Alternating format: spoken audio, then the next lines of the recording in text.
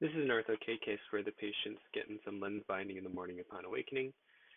We previously worked on this case, and what we did last time was increase topo demand and increase the OAD.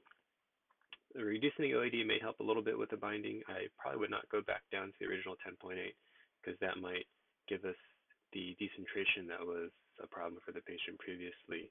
But dropping a couple tenths of a millimeter, maybe going between 10.8 and 11.6, I think is reasonable.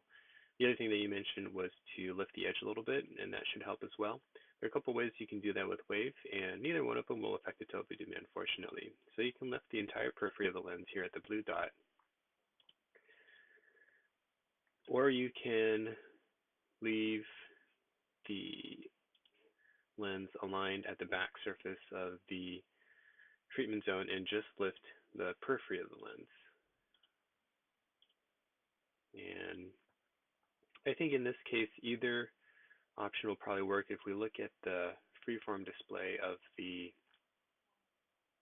tear layer, this is a really symmetrical cornea, and so I'm not too concerned that lifting the entire periphery will give us too much clearance at the back edge of the tear zone or the treatment zone.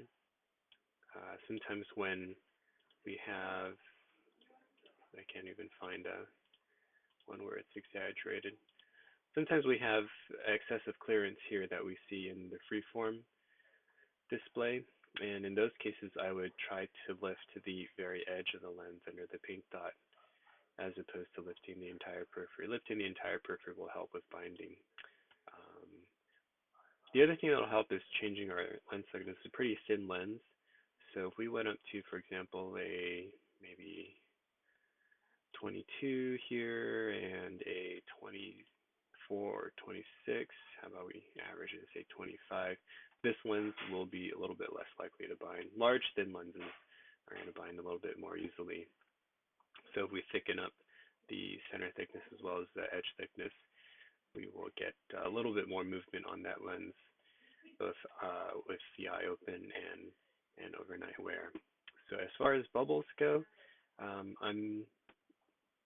sometimes there's just no way to get rid of them. We've only got about 53, 54 microns of clearance, so the bubble shouldn't be too big.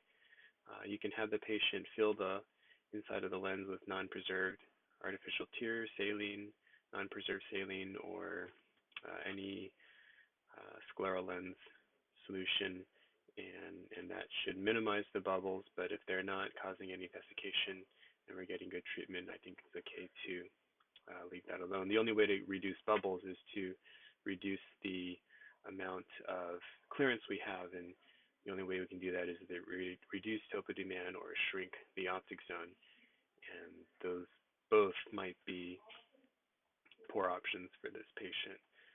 But we can make some edge profile changes as well as thickness changes, at least to affect how much this lens is getting stuck in place.